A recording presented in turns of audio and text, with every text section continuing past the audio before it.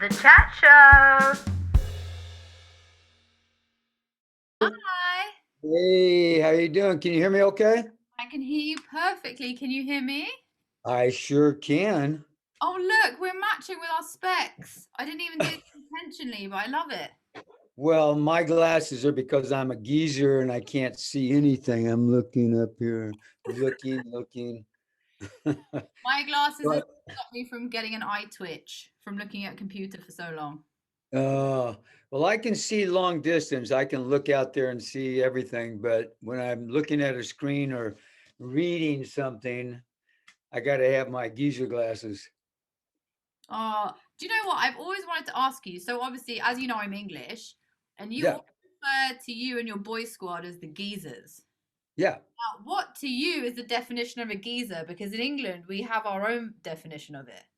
Yeah, well, so geezers come in different groups, right? So we have if you are 50, age 50 to 59, you are a geezer in training. Oh, okay. Okay. Then if you're 60 to 64, you're a geezer.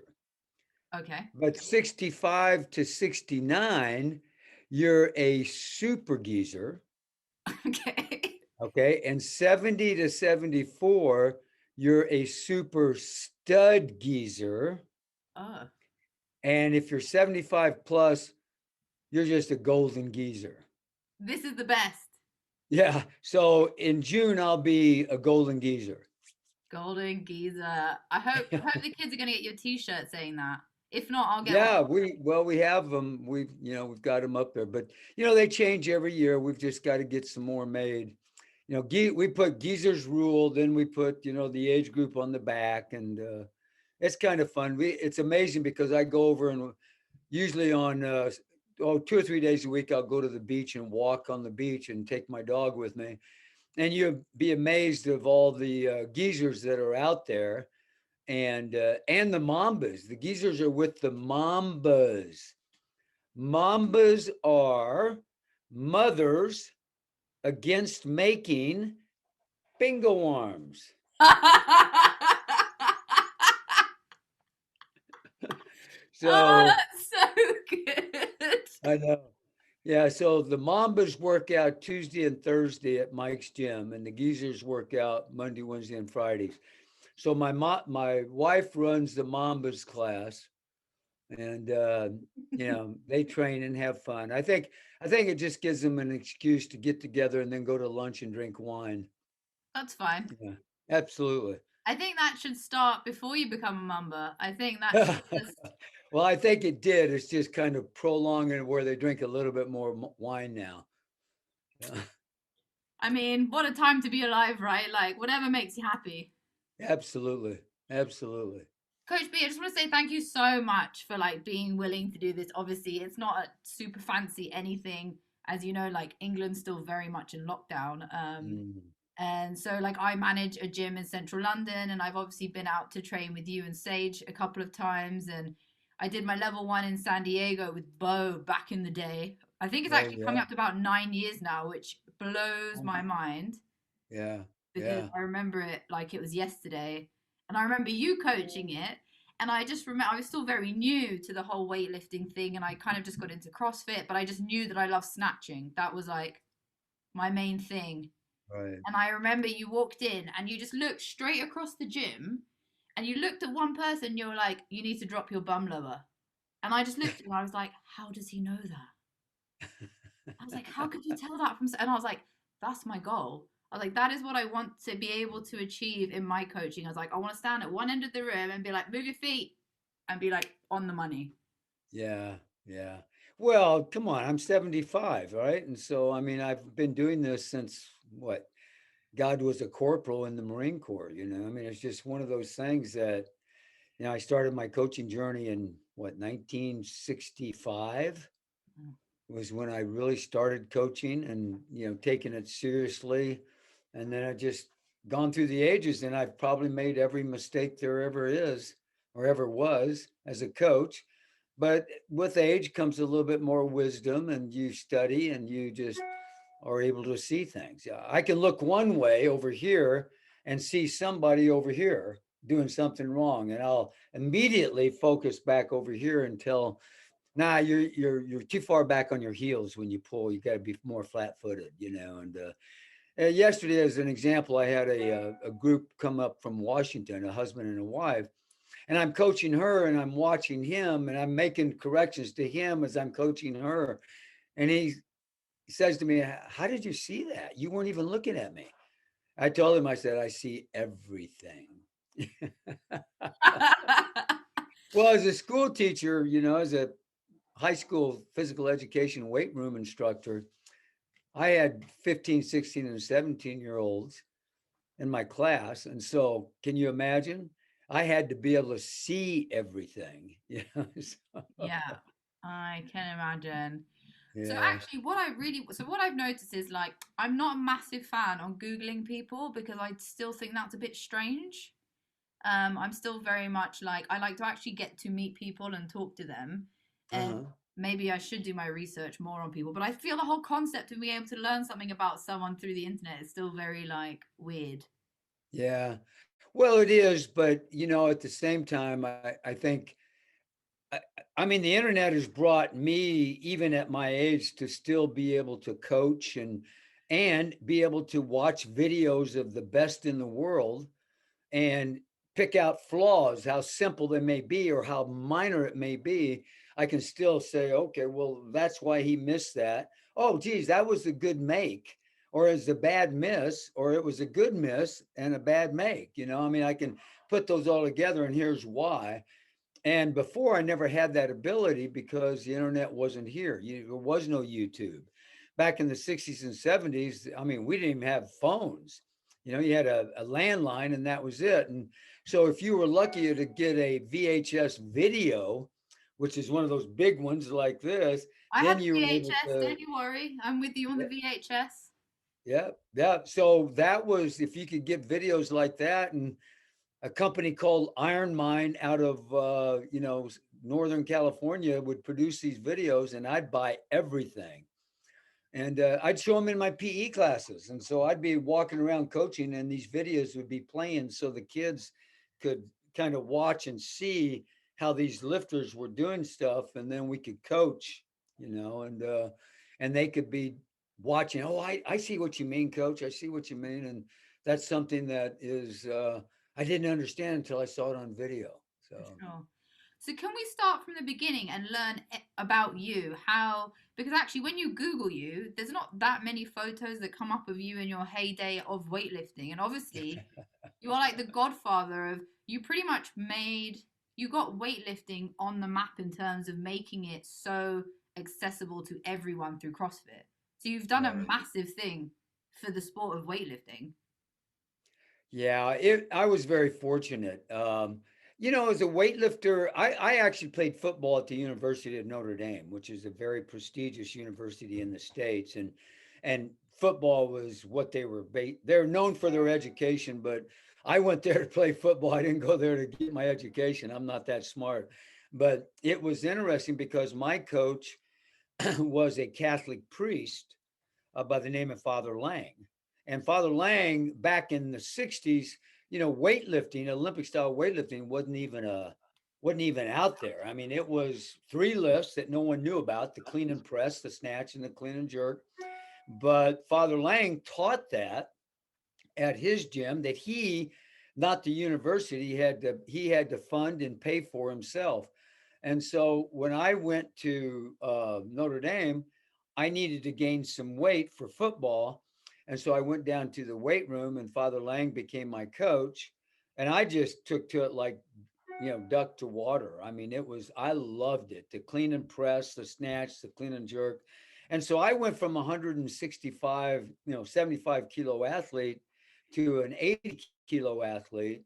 And my speed went down. I got faster. So I gained 20 pounds, but I got faster, while I was doing it. And it was all because of Olympic style weightlifting. So Father Lang had a weightlifting team back in the 50s. And, when I was there, he was in his 70s and 80s, and he didn't feel like coaching the team any longer. So I took over coaching the team.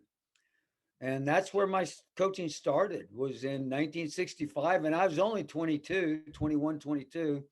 And, it was amazing that Father Lang entrusted me because I had the interest and the motivation of becoming better. So we formed another weightlifting team at Notre Dame and traveled all throughout the Midwestern states, Illinois, Indiana, Ohio, Iowa, those states, and we competed. So once football season was over with, I put on a different hat, and that hat was a coach and a participant in Olympic style weightlifting. And I was okay in the clean and press. I wasn't great. I pressed 182 kilos, which was pretty good for me. Uh, but I wasn't very good in the snatch and clean and jerk. So I was okay for the Midwestern stuff. And I competed at the national level, but anything more than that was way above my pay grade. I wasn't good enough to do that. But I just developed a love of the sport, and I became a pretty good coach while I was doing that. So that's kind of the way my journey got started. And then, of course, then the military, and while I was in the military, I was a infantryman. I was a platoon leader and a company commander, and I had to train my troops. So I trained them not only condition wise, where we had to go out and run long distance, but I trained them weightlifting wise as well. So I had probably had the strongest platoon and company in the Marine Corps because because I trained them in the weightlifting, and we played racquetball and we ran and we did all this other stuff. And so yeah, And how long and were from you in there I went, became a coach at the high school level at in Fallbrook. I got out of the Marine Corps. I met this young blonde in California, and she asked me to marry her, and I said okay. And and then I got a job teaching. Her dad got me a teaching job in Fallbrook, California, and I was a football coach and a weightlifting coach, as well as a physical education instructor.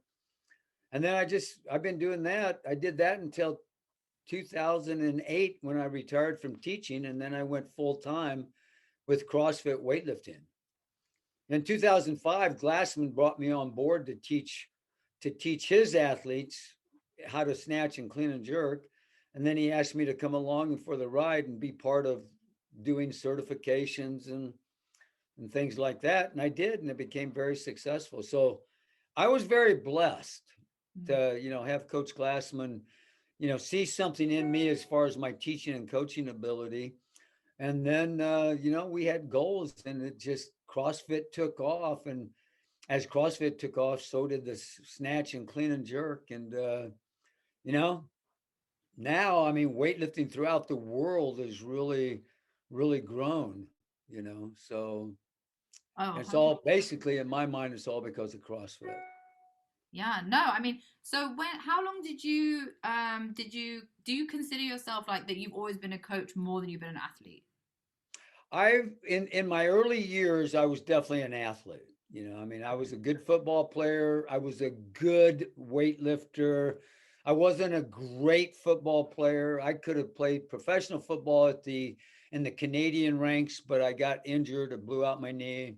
I was never going to be a great Olympic weightlifter. I mean, I was at the national level. I never medaled at the national level, but I medaled at the junior national level, basically. I was able to take one time I took third place in that. And so I was on the medal stand, but, I wasn't great at it. I Mm. was never going to be that guy that was going to represent the United States in a World Cup or the Olympic Games or anything like that. But I did know how to coach. And the Marine Corps taught me how to have a presence, how Mm. to get up in front of people and speak. And weightlifting, it was something that I knew about and I loved and I was passionate about. So I could go for hours talking about the fundamentals and the drills and skills of weightlifting. That was my gift. I could do that. And I believe because of my background in football, I was coached by some very, very good coaches in football, and they taught me the style of owning and commanding a room, so to speak. And then right into the Marine Corps taught me that as well, because I had to address 250 troops every single day. I had to get up in front of them and speak every single day. And it wasn't necessarily speaking like I'm lecturing, it was like commanding a presence, giving them orders to carry out a mission. I had to be able to do that. Um, and I think that's what helped me becoming I thought I was a great physical education instructor because I commanded my room, my students, like I commanded my troops in the Marine Corps. And they may not have liked it, but they sure as hell didn't give me any static.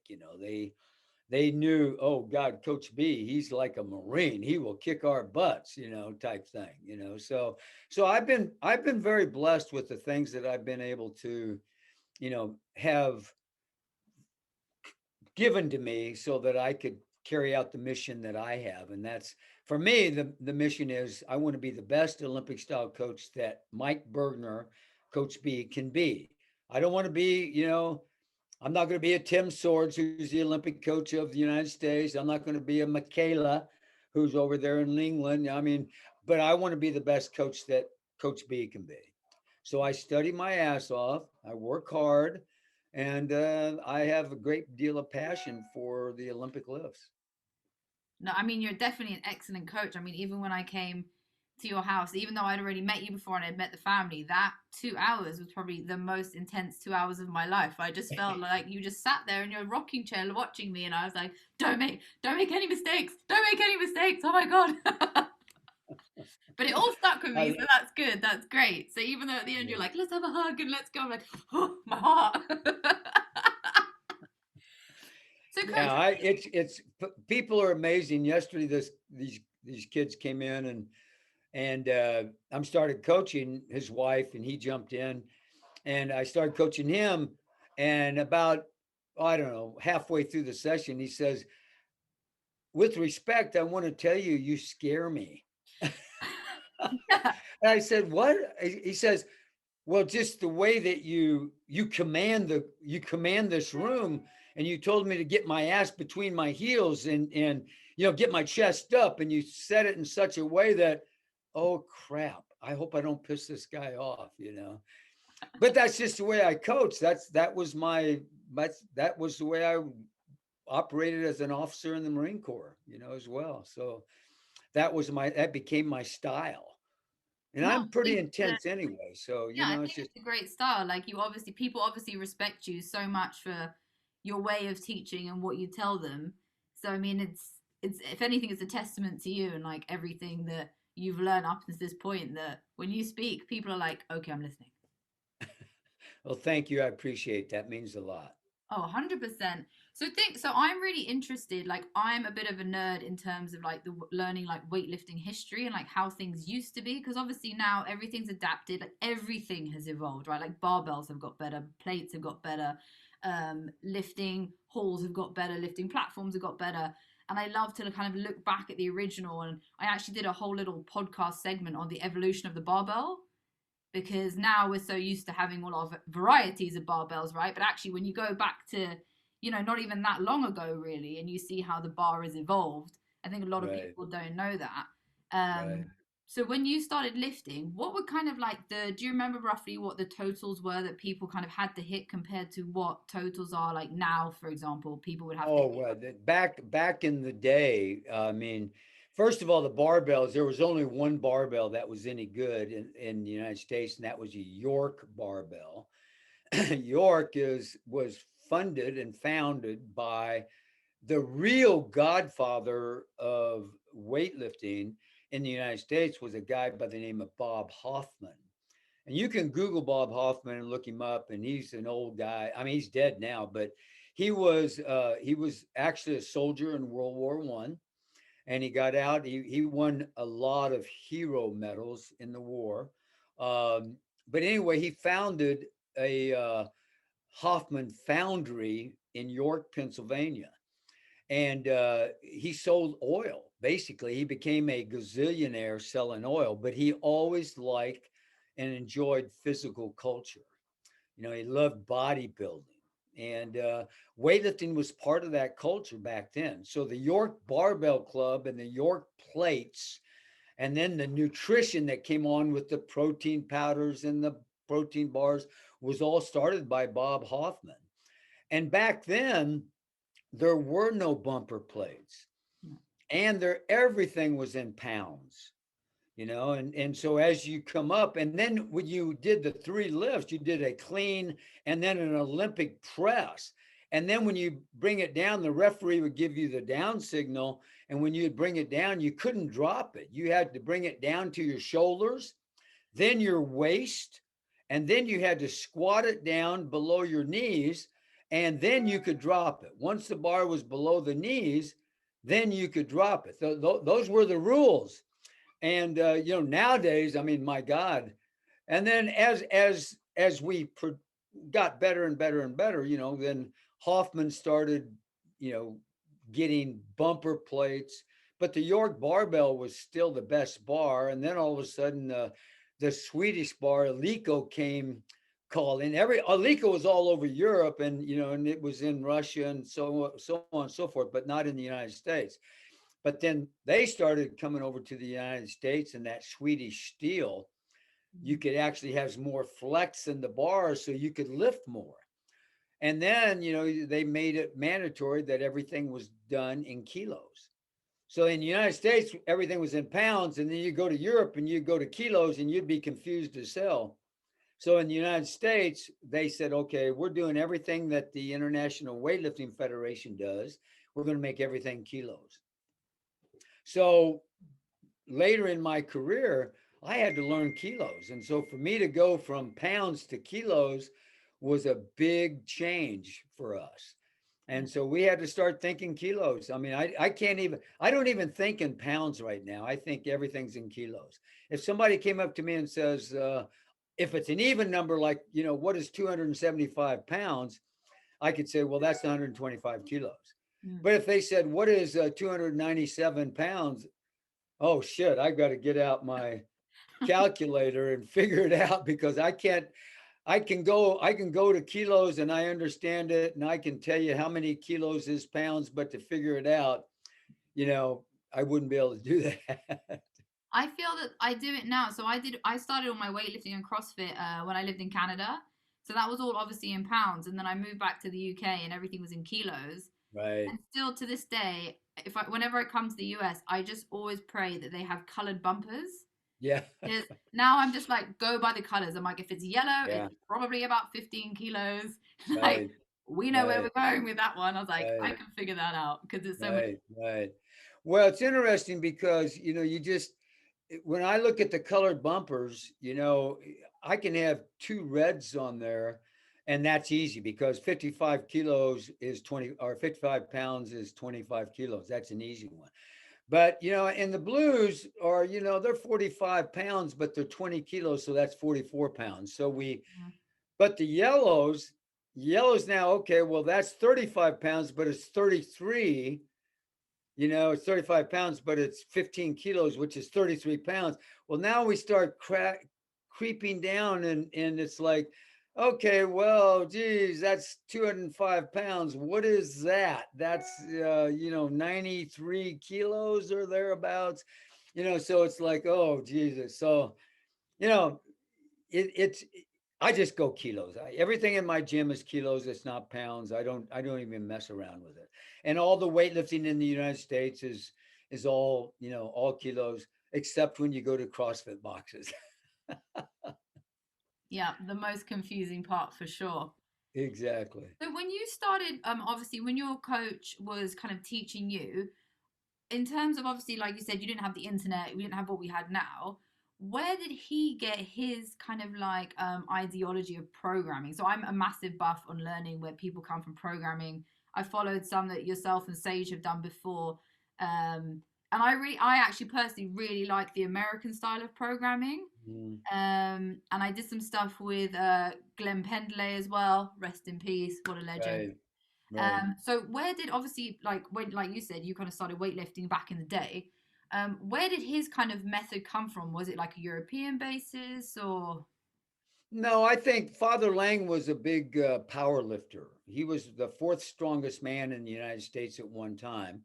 And one of those, the philosophy of training back in the 50s and 60s, it didn't start evolving in the United States until the late 60s. And then there was a guy by the name of Alan Ball, who was out of Chicago, the Duncan YMCA, and he started this thing called periodization.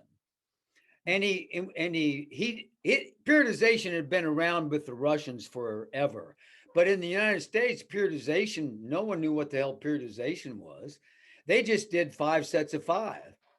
So you do 5 sets of 5 in the snatch, and you would do, you'd work up to a weight, and you'd warm up. That's 1 set of 5. You go a little bit heavier. That's the second set of 5. You go heavier. That's a third set of 5. The fourth set of 5, maybe a little bit heavier. And the fifth set of 5 was heavier yet. And so you remembered what that fifth set was, so that the next time you came in, you could try to beat that. And that's all the training was back then.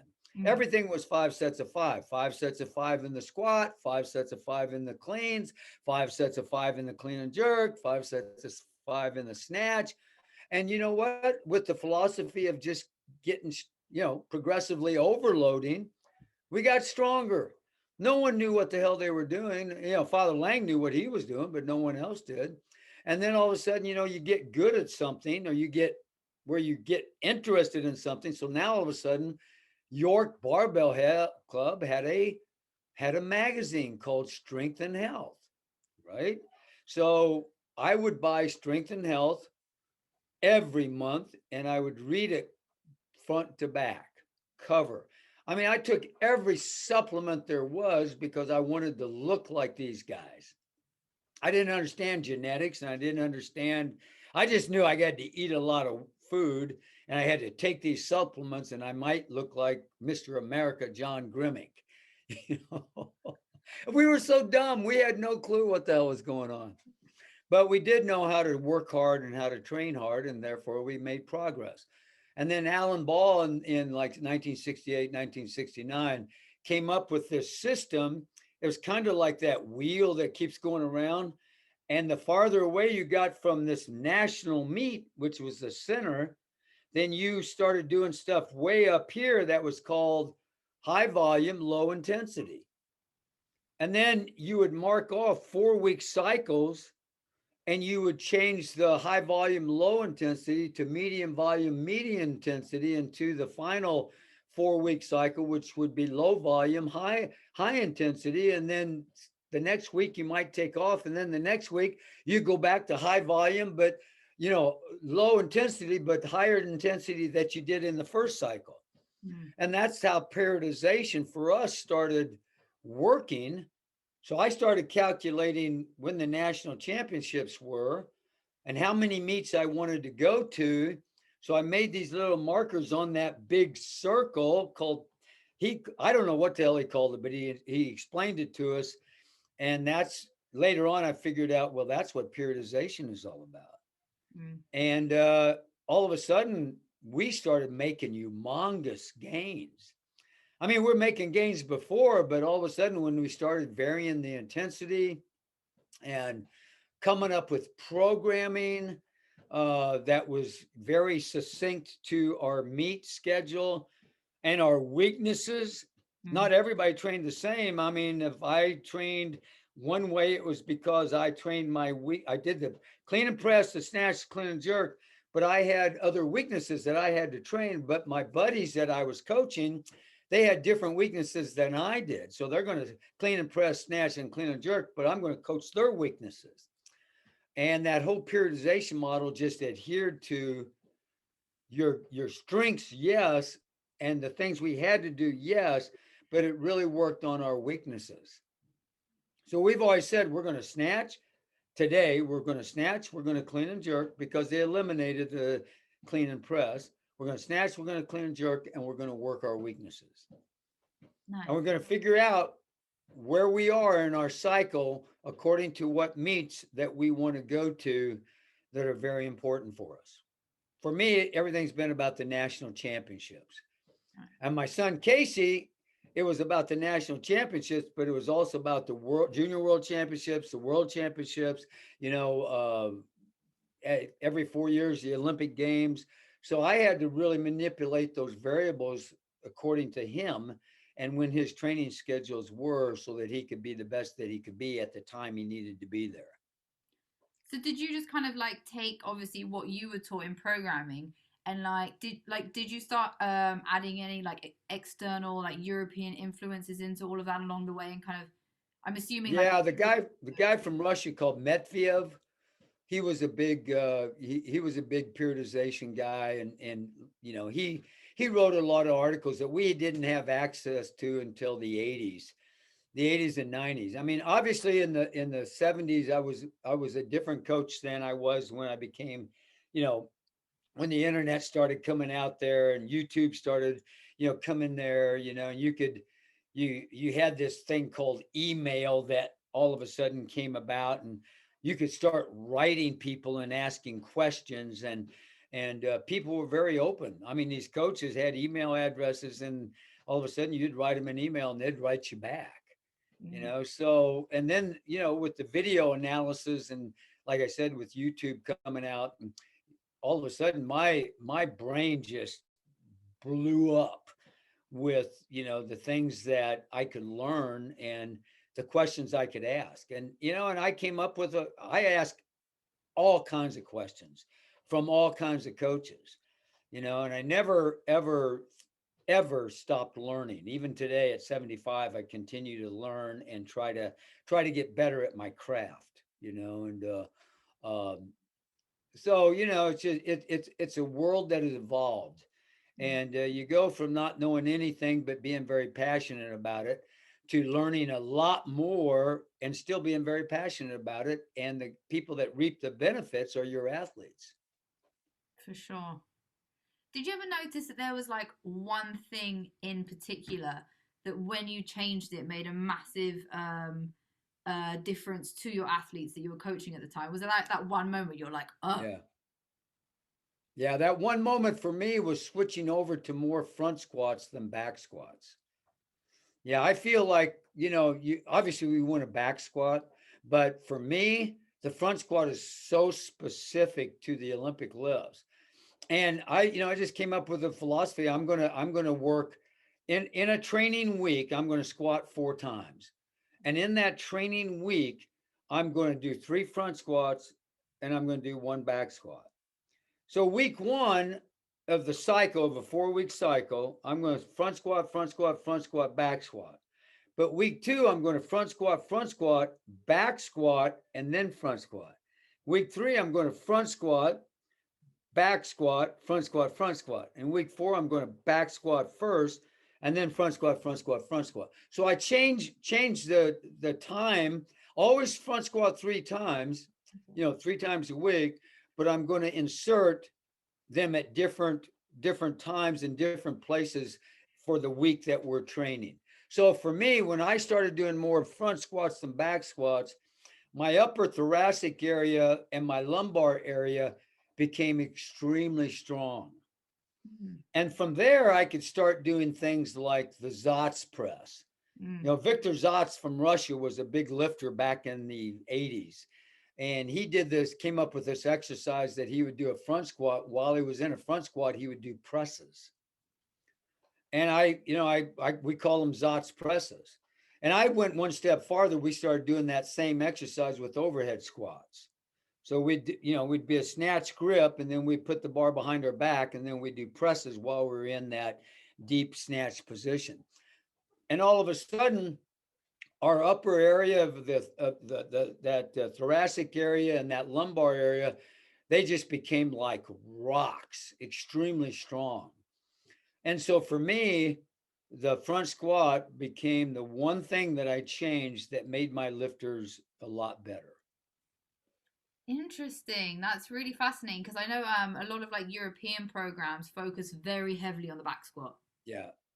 A Yeah. lot. And we want to get strong. If I got a guy that, and here's the idea. I've got an athlete that's very strong in the lumbar area and the thoracic area, but they're weak in the legs. I would probably do more back squats than I would front squats with that athlete. But the front squat for me is very specific to the snatch and clean and jerk. All Yeah. right. So the back squat is done with, in my opinion, in my humble opinion, excuse me, the back squat is a little bit different than the front squat. You can, in the back squat we can hinge first, then go down. But in the front squat, I don't teach hinging first. I teach knees going forward first to keep that torso upright more. And the reason I like the front squat is if you take a look at the Olympic lifts, you want that torso to be up as high as you can get it, right? And the back squat, we're more hinged forward a little bit. So I don't teach that with my front squat because it has a tendency to make me go that way forward if I do that hinging. And when I'm coming out of the front squat, if I rotate my butt up first, where does my torso go forward? And so I could dump it forward if I had, if I wasn't flexible enough or I wasn't coached well enough. So I always have taught that front squat to really be important. It's very specific to the snatch and the clean.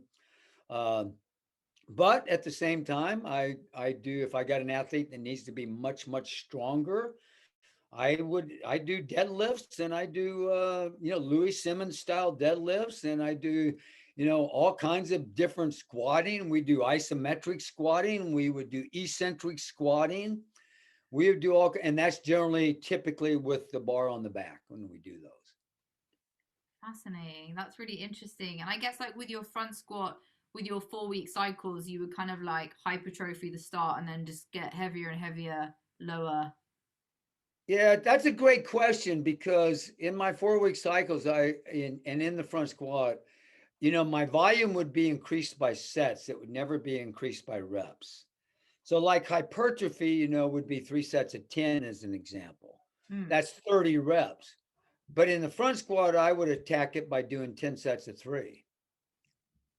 So I wouldn't put my athletes on that true hypertrophy cycle type situation in front squats. Now, back squats, absolutely. Back squat cycle might be 3 sets of 10, 4 sets of 8, 5 sets of 6, 10, 8, 6, 4, that kind of thing. But in the Olympic weightlifting cycles, the front squats, I never did more than 3 reps ever. Interesting. Okay, that's really cool. I'm fascinated to know how everyone does it. I've read so many different variations. Oh, Penley's got one way, and Glenn and I were good friends, and Don McCauley's another one that's passed, God rest his soul, and he had a different philosophy. There's so many philosophies out there. There's thousands of them. And it's what I tell people: you never stop learning. Would I change my philosophy right now if I found something better? Absolutely. You're always looking to find that magic wand that's going to make your athletes better, and it's going to make you a better coach. So I've tried every system there is, but I come up and I encourage everybody to take as many certifications and learn from as many different people as you can, because there's 1,000 ways to skin a cat, and that cat is going to get skinned, and it's going to get skinned according to your philosophy. And so my philosophy works for me, but it may not work for you as a coach. And if I'm working my philosophy to make you a better athlete in Olympic style weightlifting, or a better volleyball player or whatever, and my philosophy is not making you the best you can be, then I'm changing my philosophy for you. So every athlete has got a different need, a different strength, and you as a coach have got to be able to come forward and assess those athletes' strengths and weaknesses, and then put that into programming to make them better, knowing that we are going to snatch and we are going to clean and jerk. Definitely. Would you say that you've ever noticed, so obviously like now there's a lot more kind of education going into training women. Did you ever notice kind of throughout your career, did you find that women generally not necessarily were harder to coach, but maybe fluctuated more on programming compared to men? Did you find you had to adapt a lot more, or was that just kind of not really, that knowledge wasn't available then? Well, when was it? in 2000 was the first time women could lift in the Olympic Games, right? And there wasn't a women's barbell, right? There was only the 20-kilo barbell. There wasn't a 15-kilo barbell. There certainly wasn't a grip of 25 millimeters. All bars were 28 millimeters, 27.5 millimeters. So it was a thicker bar for the men. And in 2000, all of a sudden, women have their own bars. They're able to compete in the Olympic Games. And interestingly, that's when I became the US's women's world team coach. And if you would have told me back then that I was going to be coaching women, I would have laughed at you, because I was going, there's no women in the world that are going to listen to me in the way I coach, because I'm too mean. I'm too hard on them. They will not like my style. And so when they made me the women's world team coach and the women's junior national team coach, the first camp that I ever had was with, 15, 16, 17, 18-year-old girls, right? They were at the national level. And I'm going, okay, I taught kids in my PE classes, and there were a lot of girls there, and that was certainly there, but I've never coached anybody like these guys. So I said, you know what? I'm not going to change. I'm going to kick their ass. And if they cry, we're going to send them home. They kicked my ass. They were so good. They were so tough. I would rather coach women than men. Men are stubborn. They don't do what they just want to lift heavy weights. But the women, they wanted to get good. And I had to learn to deal with tears and bullshit like that, right? I mean, I had to, but I worked them so hard, and they took everything and more. Did they cry? Yeah, they had the crocodile tears and stuff like that.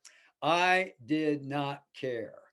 And they loved that about me. They loved the fact that I was that Marine. And they went out and bought me a chesty puller Marine doll, because, I thought I could break them. And they said, no way, here's a chesty puller doll for you, Marine.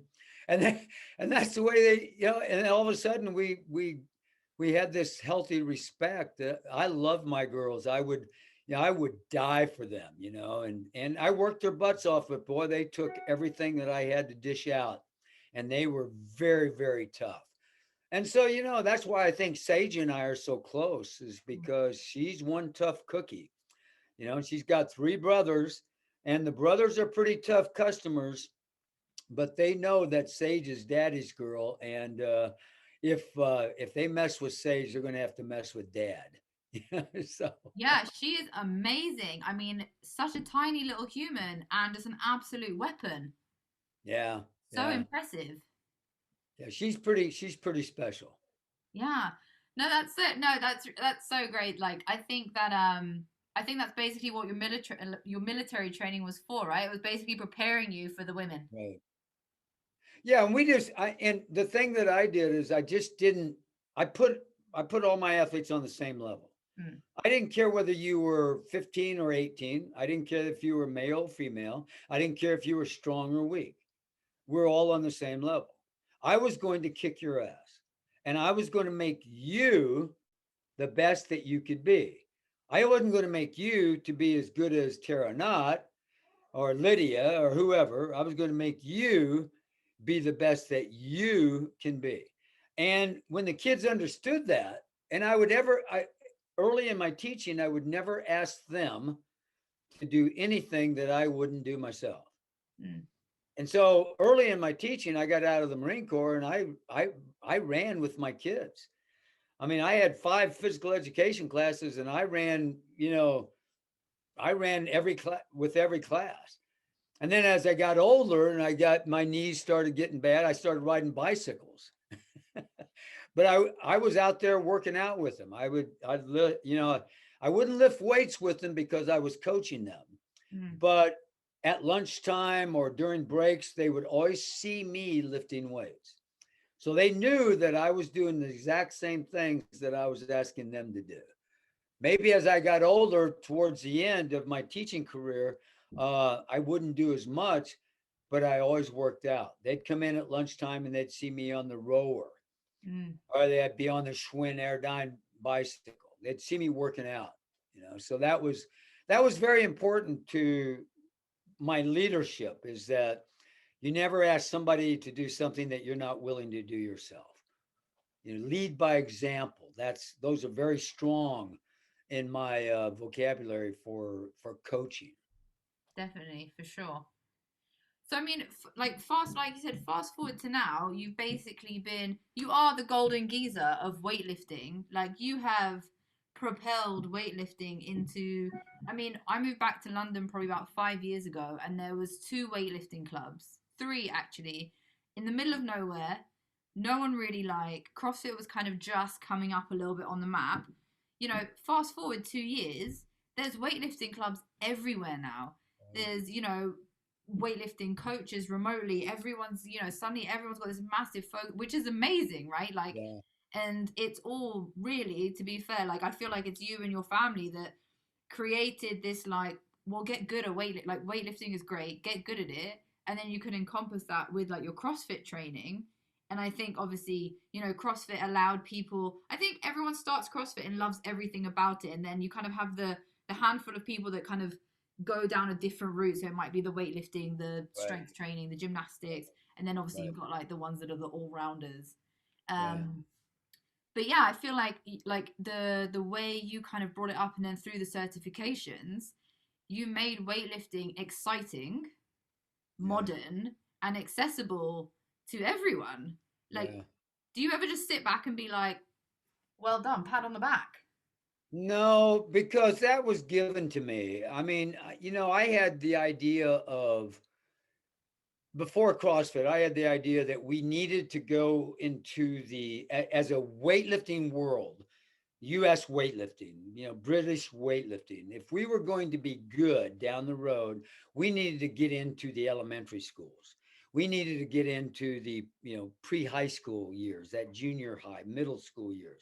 And we needed to get these high school athletes involved in weightlifting. Everybody was doing weightlifting in the United States because they wanted to get bigger, faster, and stronger for their sports. But they wouldn't go to weightlifting competitions because the coaches of those other sports didn't want to share their athletes. So when CrossFit came along, I told weightlifting, I says, you guys are not going to believe that CrossFit is going to change our culture. And they laughed at me. They thought I was crazy. And so all of a sudden, the first course I ever did was a group of first responders and Navy SEALs and Marine Force Recon Special Forces guys. Not one person, not one could do an overhead squat with a PVC pipe. Not one person. Wow. And I came back to weightlifting and I said, you're gonna watch this. We're gonna develop all these athletes, and CrossFit is going to expound. They're going to grow. And CrossFit, you're going to have these people that are going to want to go to CrossFit, and these people are going to have children. Because I knew in my own world, my kids followed me. They knew, my children saw me coaching, and my children knew that I was a coach, and every one of my children lifted weights, and every one of my children were national champions, either school age or the older, every one of them, And so I just said, this is a no-brainer. This is really going to work. And USA Weightlifting thought I was nuts. They said, you're going to ruin your career. You're going to be wrong in coaching. I mean, how can you do this? And I said, you just wait and see. And then about, 4 years later, they brought in a Brit, Phil Andrews, right? From, I think it's from Canterbury or someplace like that. Okay. In London or England, someplace. Anyway, and he totally saw it. And all of a sudden he started expanding, and CrossFit just grew. But with his leadership in weightlifting, USA Weightlifting started growing. And they gave me the credit for it. They really did. But in reality, I just put it, CrossFit gave me the tools, they gave me the avenue. And I had this idea that CrossFitters were going to have children. The children were going to watch their moms and dads train, and they were going to want to be like mom and dad. And the next thing you know, you got CrossFit kids coming in. CrossFit kids are learning how to snatch and clean and jerk. And weightlifting went from having 2,000, 3,000 members to having over 50,000 members now. And it's like I said, I was blessed. I was given the avenue by Coach Glassman in CrossFit. I've always been Mike Burgener, Coach B. I've always been him, and I've always been the weightlifter. But I had a vision of young kids following mom and dad. There weren't any moms and dads, not very many of them that were doing weightlifting, but there all of a sudden became a ton of them doing CrossFit. And Glassman loved the Olympic lifts. So all of a sudden we have affiliates, moms and dads, kids snatching and clean and jerking. Yeah, they were doing Grace and Isabel, which I wouldn't necessarily like to do, but they were snatching and clean and jerking. So that being said, how do you feel about Olympic lifts being put into essentially like cardio workouts? Because there's always that debate, right? And like the old school weightlifters are like, nope, it shouldn't be done like that. You're going to injure yourself. How do you feel about it, if I'm allowed to ask that question? Yeah, sure. Initially, I was one of those guys that said, you got to be nuts to do 30 clean and jerks and 30 snatches for time. That didn't make any sense at all. And then all of a sudden, my daughter-in-law, Natalie, who's a 2008 Olympian, she came in and I said, okay, Natalie, I'm going to test you. She's got perfect form. And you only use 40, I think the women use 45 kilos and the men use 62 kilos or something like that. So I said, Natalie, I want you to we're going to do Isabel. And we're going to see how long it takes you to do Isabel. Well, Natalie stepped up to the barbell like an Olympic style weightlifter, and she did 30 snatches, and it took her over 7 minutes. And guess what? At the end of 7 minutes, she was laying on the ground, huffing and puffing, and just going crazy. A week later, she came back and we did Isabel again. And I gave her some instructions. Okay, let's just do touch and goes. And she did it under 3 minutes. Oh, wow. And you know what the result was? She was still laying on the ground, huffing and puffing, except, instead of 7 minutes, she did it in under 3 minutes. And her technique was touch and go, and it was perfect technique. So I got to thinking about this. I started, wow, if I got perfect technique, and I'm a volleyball athlete, I'm a track and field runner, I'm a football player, and I got perfect technique, what better way to test my cardiorespiratory endurance than 30 snatches? Oh my God. Well, the problem is that not everybody had perfect technique. So that's why it's why CrossFit weightlifting, now known as Burgener Strength, became very important in the certifying of coaches to teach perfect technique. And that's the way it started. I mean, it's just crazy. Now, will I program 30 snatches and 30 clean and jerks? I'm not a CrossFit coach, so no, I won't. But will Sage? Hell yes, Sage will.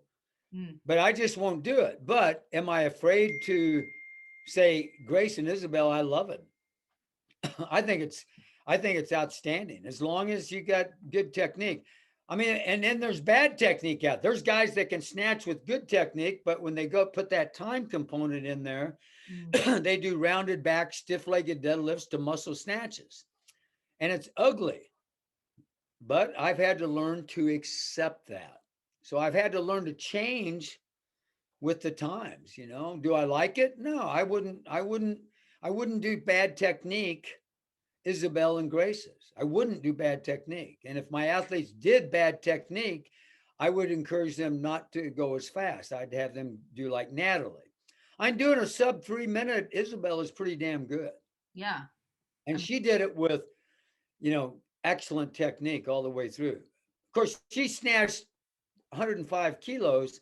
And so 45 kilos for her is nothing. nothing. So. I think that's similar to when Donnie Shankle did Grace, right? And he literally just, the bar wasn't even like a thing for him. It was just Right. an up Right. down movement. You're like, and I think he even did it in jeans just to add extra Oh like yeah. salt Well, to the. Donnie Shankle started his weightlifting career at Mike's gym. No, he was I at remember. towards the end. He was coached by Penlay, but he started here when he was in the Marine Corps, Mm. and he and his wife came to my gym 5 days a week, and then his wife wanted him to get an education so he could become a school teacher. So they moved to Colorado, and he had to pay out of state tuition. So I called Penley up and said, "Hey, I got this athlete. His name is Donnie Shankle, and he's pretty damn good. He clean and jerk 200 kilos." And I said, I think he could be really, really good. So Penley got him into school at where Glenn was teaching at the college level. Mhm. So Donnie became one of Glenn's athletes, and Glenn worked with him very well and coached him well. And Donnie improved. So yeah, so Shanko, he then never did get his education, darn it. But he was an incredible athlete, and he was should have been a high school physical education teacher because the kids, my children, absolutely loved him. They loved him because he was that slow draw Louisiana, well, Coach B. And he was a Marine as well. Mm. So, he and Donnie and I got along really well. Now, I haven't seen him probably in 3 or 4 years now, but he's always been one of my favorite athletes. Yeah, it's definitely on my bucket list to try and get out to his gym at some point in my I life. don't do where is his gym? I don't even know where he is. So I did Google it. On this one, I did Google, and I did actually email him about drop-ins, but I don't think he's really there yet. But I believe it's like Sacramento, Oh, okay. somewhere up north. Yeah, okay. Yeah, he's probably I think at one time Penley was up in that area with Cal Strength. Mm. And I think that's where Cal Strength is located in Sacramento. So that's probably correct. Yeah, so he's somewhere there. So the evolution of Burgener Strength. You guys are now joined forces with CrossFit Mayhem, correct? Right. So That's correct. what is this new concept now? I haven't had a chance to really like delve into it. Um, but can you elaborate more on that one for me? Like what's this? Yeah. So CrossFit weightlifting, uh, Coach Glassman wanted to do away with the subject matter experts, Okay. which was weightlifting, which was body, stretching. It was powerlifting. It was gymnastics, and you know, all of those different modalities. They were called SMEs. So CrossFit weightlifting, I was a subject matter expert for CrossFit and Olympic style weightlifting. So when Glassman did away with all those, except he kept CrossFit Kids, he kept that. So everything else was gone.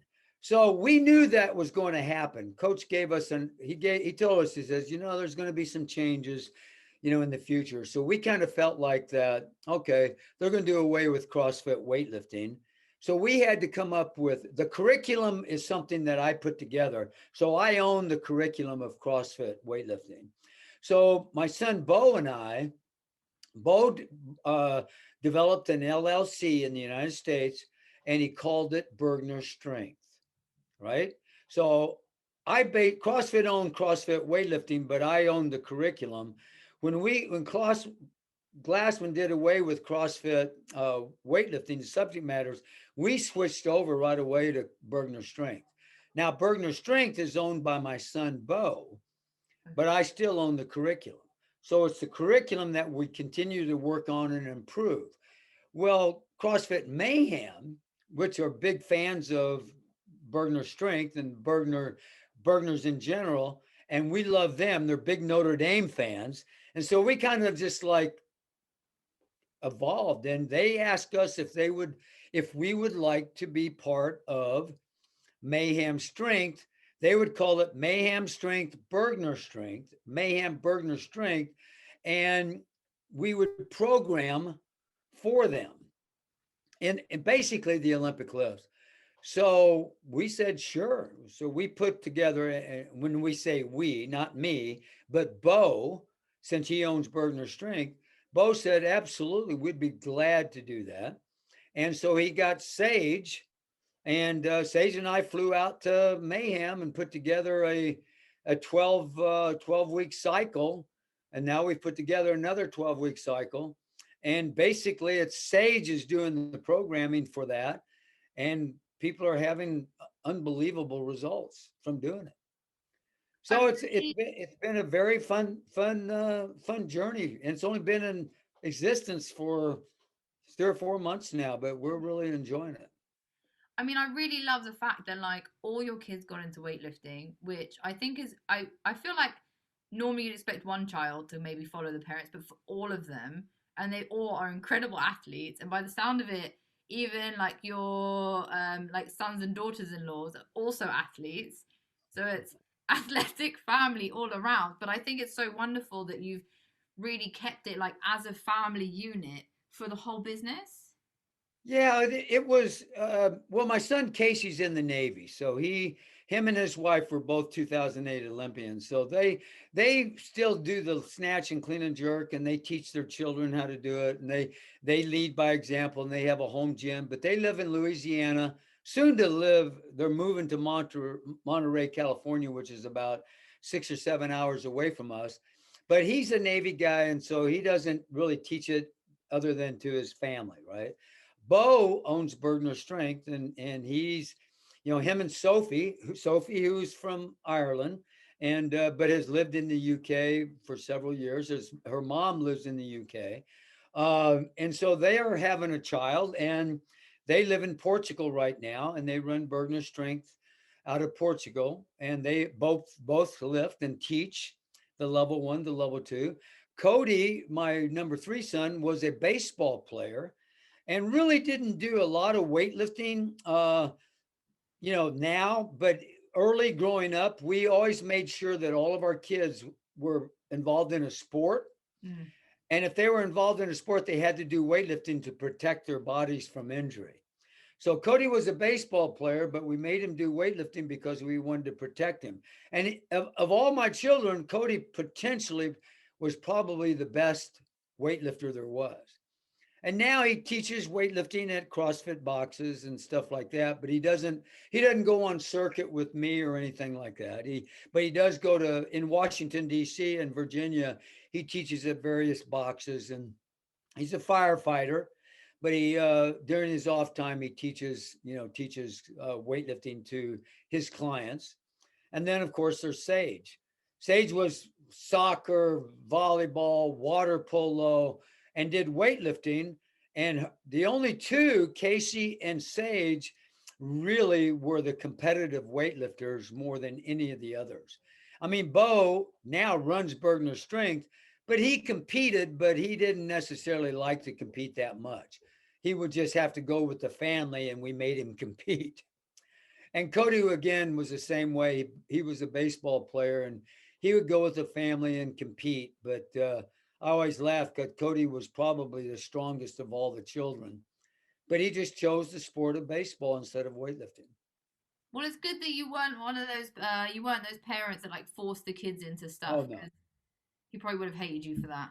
No. My wife and I were both PE teachers, and we wanted them to be involved, and we really didn't care if they were involved in dance or band or whatever. We wanted them to stay busy because our feeling was a tired child is a good child, and so we wanted to keep them involved as much as we can. And you've been to my gym, you've seen it, and so that's what they grew up. They grew up, coming outside and watching people lift, and they just said, well, I want to do that too. So it was never forced upon them. No. Training to stay safe and to be injury free was forced upon them, but whether they lifted Olympic style weightlifting or not, we didn't care. If they were band members, They would have still had to lift weights because band is hard. It's hardcore being a marching band. So they would have had to lift weights to be able to, stay up with their peers in the marching band. So it didn't matter what it was. They were just going to be, they were going to be getting weightlifting because I wanted them to stay safe. Amazing. I love that. I love that. I feel like if I ever decide to have children other than dogs, then that would be the route I would go down. Hopefully, would enjoy barbells as much as I like them. Yeah. Yeah. So the Well, most lead by example. You'll be fine. yeah. So I was gonna say the most important question of all: how is the new puppy? Piper the Viper. Piper is out. I'm looking outside right now. I'm looking at Piper the Viper and Hank the Tank. They're brother and sisters. Hank is owned, I bought Hank for Sage and her family. And Hank probably weighs 45 kilos right now. And Piper weighs about 25 kilos. And they wrestle like two siblings wrestle, right? I mean, they go after each other. And Piper is very smart and very quick. And Hank is very strong, but very dumb. And so, not really. Oh. Don't tell Sage I said that. But, but Piper she moves all around him and over him and under him. And he's still looking around trying to catch up to her, right? But they play so hard and then they'll rest for about 30 minutes and then they'll start playing again. And on the very infrequent times that Hank spends the night with us because Sage is doing something, they'll be up at 3:30 in the morning wrestling, and we'll have to shut them down pretty quick, So I was gonna say, so you just obviously felt like 4 kids wasn't enough, and you had to go do it again, but the canine version. yeah, exactly. But it's fun. Oh. They're both great dogs. I love them both. So, Coach, be anything kind of like exciting in the pipelines that you can share, top secret? Um, no, I think, things are opening up in the United States. I just did a course at CrossFit Mayhem that had 51 athletes in it, which is really good. Next week, I'm going to Florida and I'll be doing a course in Florida. So the US is really opening up, but Canada is not opening up. We have a course scheduled for, I believe, in October for Calgary. Mm. And right now, it's got 35 people in it, but we're afraid that we're probably going to have to postpone it again. We've already postponed it twice. So Canada is getting ready to shut down for the third time, I believe. And I have an athlete up there that I've gotten to know. Her name is Alana, but her Instagram name is Asian Mama Bear of 4. She has 4 boys. She's 44 years old. And she's Chinese, and she's a hell of a lifter. She was a bicyclist, and so she's got this strong bum and really strong quads, and she's really a good lifter. Didn't take up weightlifting until she was 40. Wow. So I follow her on Instagram. We've become pretty good friends. And, I want to go up and see her and watch her lift. And I've been watching her on Instagram and we talk regularly. But I don't think we're going to be able to go up there in 2021. It may be 2022. England's the same way. You guys don't. What's your vaccine protocol right now? So gyms are allowed to reopen next week, Monday. Okay. So it's basically been a year. Okay. Properly. And then you're not allowed to physically teach classes. You can just have like an open gym type situation until they're saying mid-May. Okay. I think that the government is saying that they're trying to get everyone vaccinated by like July. That would be everyone. They've done a pretty good rollout of it. Okay. But similar to you guys, we had a lot of level 1s planned to go because we're like one of the main hosts for them in London, and we've had to postpone everything. So, but do you guys, are you getting vaccinated right now? Are you guys getting vaccine? Yeah. See, in Canada's vaccines distribution is very small right now. Same thing with Portugal. Very, very few people have gotten vaccines. So, in the United States, Everybody's getting vaccinated right now. Mm. And schools are opening back up. I mean, in some states like Texas, Louisiana, schools are wide open. Mm. But in California, schools are not open. And April the 15th, I believe, schools are going to be opening full time again. So in the US, at least, we're starting to see things coming back a little bit more normal. Gyms can now be open at, I think, 25 to 50% capacity. Mm. Movie theaters are opening again at 25% capacity. So, things are starting to slowly get better. And I think it's the vaccines. Now, my wife and I both had our vaccines. So we can surround ourselves and party if people have had vaccines, so all of my geezer buddies and our Mamba friends have all had their vaccines. So we can party hardy and have a good time right now, according to the US rules, right? Which I think it's all bullshit anyway, personally. But that's just me. Yeah. So. Well, Coach B, listen, thank you so much for taking your time to speak with me. It's been so wonderful. Like, you've had such a massive impact on my weightlifting career the past 9 years. And it means so Thank much you. that you still give back to the community. Like you said, you really do lead by example. And I feel like, me personally, I think that everyone needs to have your mentality because, CrossFit, like you said, what the whole foundation of CrossFit was meant to be community. Right. And I think some people have held on to that and some people have kind of lost that. And I won't go into that because that's a whole other conversation. Yeah. Um, but I think it's so wonderful that, like, the entire Burgener family, I love the fact that you still invite people to your home.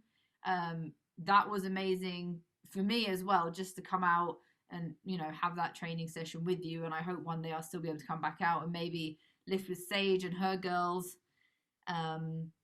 But no, I really can't thank you enough. Like, it means the world to me that you've spoken to me. And if anything, I know it's really late now and I'm meant to be going and having dinner, but you make me want to just go and start lifting in the garden now. And I'm like, I don't think the neighbors will be too happy.